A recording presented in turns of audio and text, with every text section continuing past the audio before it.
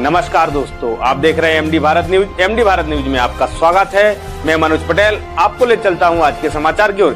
दमोह जिले के तेंदुखेड़ा कृषि उपज मंडी में लाइसेंसधारी व्यापारियों के बावजूद डाक की समस्या बनी हुई है, जिससे किसानों को अपनी उपज का सही दाम नहीं मिल पा रहा। इस समस्या को देखते हुए एसडीएम सौरभ गंधर्व ने शुक्रवार को मंडी का दौरा किया और व्यापारियों के साथ बैठक कर इसका समाधान किया। तेंदुखेड़ा नगर में 20 लाइसेंसी व्यापारी हैं, लेकिन कृषि मंडी में डाक नहीं होने के कारण किसानों की उपज उन तक नहीं पहुंच पा रही थी।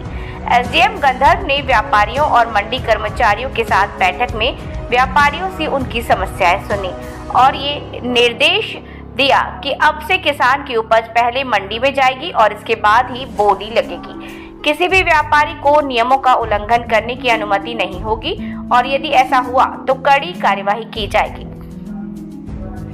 एसडीएम ने कहा कि डाक शुरू होने से किसानों को उनकी उपज का उचित मूल्य मिलेगा और व्यापारियों को भी लाभ होगा, क्योंकि सभी व्यापारी बोली में मौजूद रहेंगे और किसी के साथ भेदभाव नहीं होगा।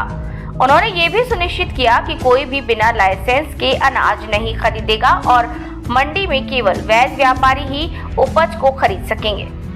बैठक के बाद एसडीएम गंधर्व ने तेंदुखेड़ा तहसीलदार विवेक व्यास और मंडी सचिव महिपाल सिंह के साथ मंडी परिसर का निरीक्षण किया और आवश्यक व्यवस्थाओं का जायजा लिया।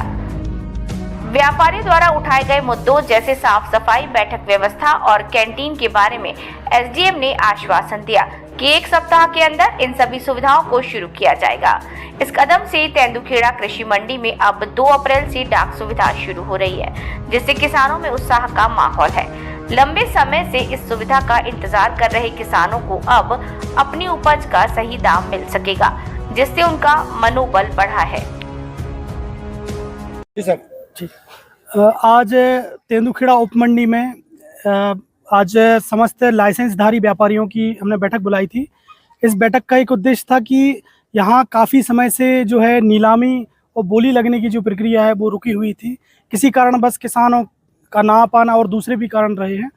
हमने सारे व्यापारियों को आज बुला के बैठक ली, उनको सुना, उनकी कुछ समस्याएं थीं जिनको दूर करने का हम पूरा भरसक प्रयास कर रहे हैं और पूरे जितने व्यापारी हैं उन्होंने सहर्ष ये सहमति जताई है कि हम 2 अप्रैल 2025 से इस मंडी में पुनः नीलामी की प्रक्रिया शुरू करें और व्यापारियों को इसमें कोई किसी प्रकार की आपत्ति नहीं है। व्यापारी खुद चाह रहे हैं कि हमारी मंडी जो है यहाँ पे खरीदी हो और इससे उनको बड़ा फ़ायदा होगा। जो किसान बाहर दूसरी मंडियों में दूसरे ज़िलों में जाकर बेचते हैं वो जब यहाँ पे आने लगेंगे तो उनके व्यापार में भी बढ़ावा होगा और लोकल किसानों को भी बड़ी सुविधा हो जाएगी, उनको अच्छे दाम मिलने लगेंगे।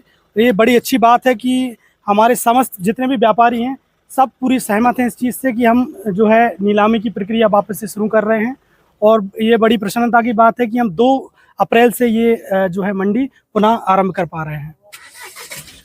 आज की बैठक के संबंध में आज की बैठक के संबंध में ये हुआ है कि एसडीएम महोदय आए थे और सभी व्यापारी लोग आए थे और हम लोगों को भी हार्दिक इच्छा है कि ये मंडी चालू हो जाए।